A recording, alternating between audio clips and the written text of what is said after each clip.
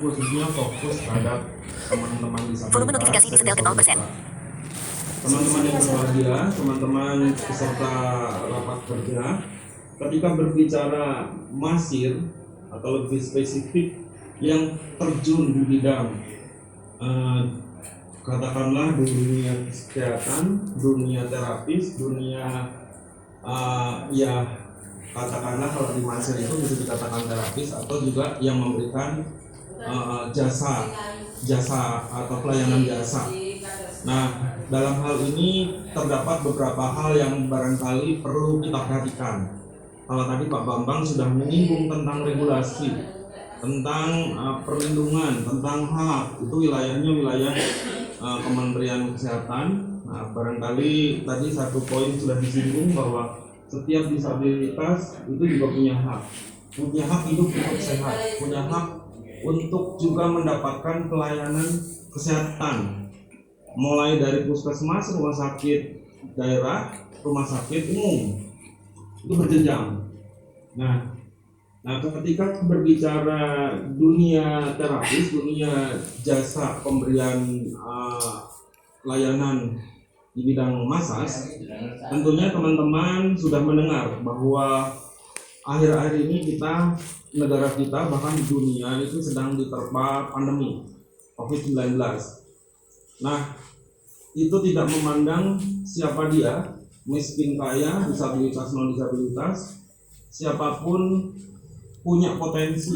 Saya katakan punya potensi untuk bisa terpapar, potensi untuk juga akan mengalami, potensi juga bahwa teman-teman disabilitas termasuk yang menjadi juru masas, menjadi juru pijat, yang masir, itu juga punya potensi. Apalagi ketika kita berbicara atau kita dalam hari-hari nafkah kita, income kita itu kita dapatkan dari jasa itu.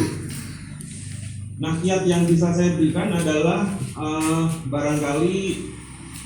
barangkali kalau mungkin saya singkat atau saya rangkum menjadi satu akronim, menjadi satu singkatan itu PAKET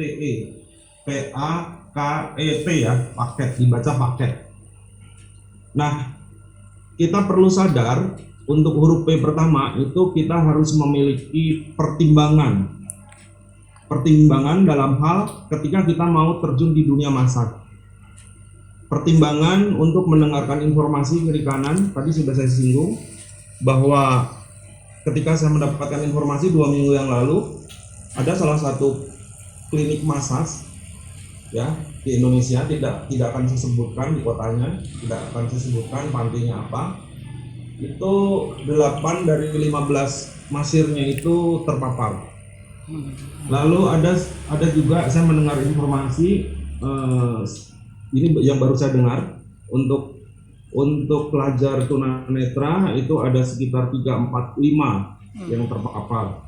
Lalu untuk masir sendiri yang sudah kita dengarkan atau mungkin teman-teman juga pernah mendengar, ada salah satu masir yang menjadi korban yang kondisinya itu memiliki penyakit bawaan dan akhirnya harus meninggal dunia. Nah, kita perlu sadar itu. Jadi P pertama atau huruf pertama yaitu P, pertimbangan. Pertimbangan itu teman-teman harus memikirkan, punya pertimbangan informasi, punya pertimbangan kiri kanan tentang kondisi lingkungan, tetangga, teman dekat, termasuk pertimbangan pasien ketika teman-teman akan melakukan memberikan jasa pelayanan itu. Huruf yang kedua adalah A, analisa. Nah, teman-teman bisa menganalisa kira-kira yang punya potensi siapa yang menjadi pasien, siapa dalam kondisi apa teman-teman memberikan jasa pelayanan itu, teman-teman punya analisa itu, atau munculkanlah sekurang-kurangnya teman-teman menganalisa kira-kira pasien saya ini siapa. Nah, berdasarkan observasi atau pengamatan kami di organisasi praktisi, kebetulan Saya mulai dari tahun 96 itu menjadi praktisi juga, membuka klinik di salah satu kota di Bandung. Dari angkatan kerjanya dari 15, 10 sampai pernah juga 20. Dan karena sekarang ramai dengan GoSend ya, Go Mastas, dan pada akhirnya itu terimbas juga gitu ya. Ya katakanlah memang dunia terus berkembang yang pada akhirnya sekarang mungkin hanya tinggal beberapa orang. Nah, jadi pada kenyataannya kita harus sadar pemikiran analisa itu kita harus tahu bahwa kita perlu menganalisa siapa pasien kita. Observasi menunjukkan bahwa yang memiliki potensi adalah orang-orang yang terjun di dunia usaha. Dunia usaha itu khususnya para CEO, para pengusaha yang tingkat mobilitasnya tinggi. Orang-orang yang menjadi pasien kita yang sering pergi ke luar negeri, sering keluar negeri, misalnya menjalankan usaha. Itu kelompok pertama. Kelompok kedua adalah kelompok yang terjun di dunia medis. Karena dunia medis tentunya pasti berhadapan dengan mereka-mereka yang terpapar ketika memeriksakan, ketika memerlukan pelayanan itu gitu. Ya, di antaranya adalah dokter, di antaranya adalah perawat dan seterusnya. Setidaknya itu menjadi indikator untuk teman-teman tahu. Lalu kelompok yang ketiga adalah kelompok mereka yang kerjanya di lapangan, kerja yang berhubungan dengan orang-orang, kerja yang bersentuhan dengan masyarakat secara langsung. Ya, banyak ya, seperti misalnya para pedagang, misalnya kalau di mall itu yang melayani di bagian front office, hotel misalnya di bagian front office, yang langsung bersentuhan dengan masyarakat, dengan pengunjung, dengan customer. Jadi tiga kelompok itu. Yang berikutnya adalah ranking yang keempat dan seterusnya, itu tentunya ya kita bisa mendengar melalui analisa tadi. Kelompok-kelompok yang diantaranya kalau sekarang trennya adalah pandemi itu masuk ke kantor, bahkan ada beberapa yang sudah masuk ke keluarga. Nah, itu menjadi pertimbangan. Lalu huruf yang berikutnya adalah K. K. Jadi PAK. K, unsur huruf K ini mengandung komunikasi. Teman-teman perlu melakukan komunikasi ketika mau memberikan jasa massage. Komunikasi intern, komunikasi ekstern. Komunikasi ekstern yang dimaksud adalah teman-teman perlu memastikan ketika misalnya sekarang trennya kan kalau teman-teman akan memberikan layanan jasa massage, bisa berkomunikasi, bisa bertanya. Kita punya hak untuk menyampaikan bagaimana kondisi kita. Misalnya saya punya waktu, saya dalam keadaan sehat, ceritakan kondisi teman-teman, lalu teman-teman bisa menanyakan. Ya, teman-teman bisa menanyakan pada pasien itu, maaf Bapak, maaf Ibu, maaf Kak atau adik dan seterusnya gitu ya. Bisa bertanya, posisi terakhir keadaannya bagaimana, atau mungkin ada keluhan.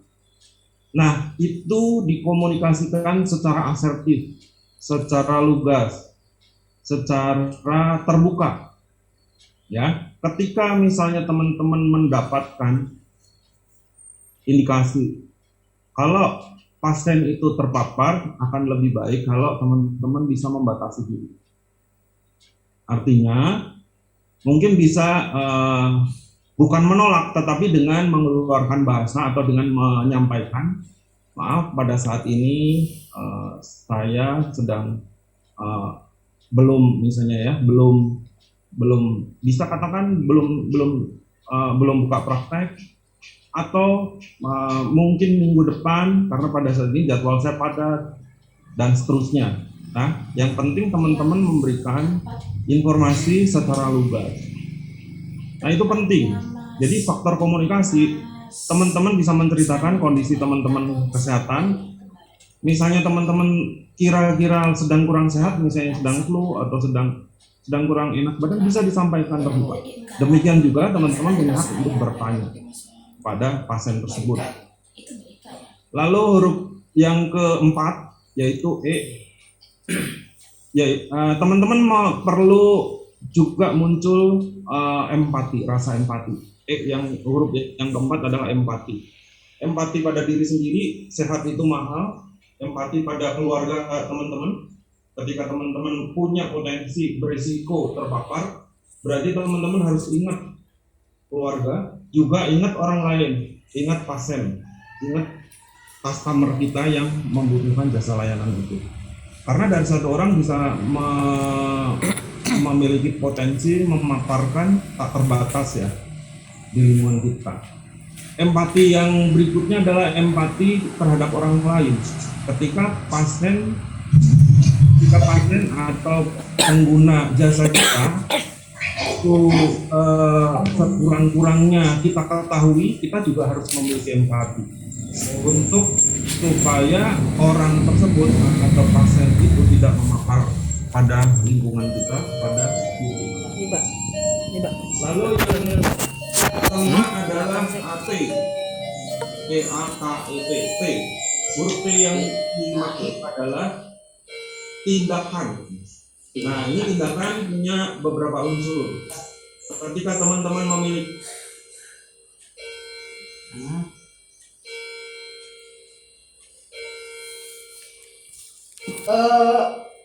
mohon maaf, kembali tombol, terbaru tombol, depan tombol, mohon maaf untuk Pak Abidin dan kembali Pak tombol. Tri.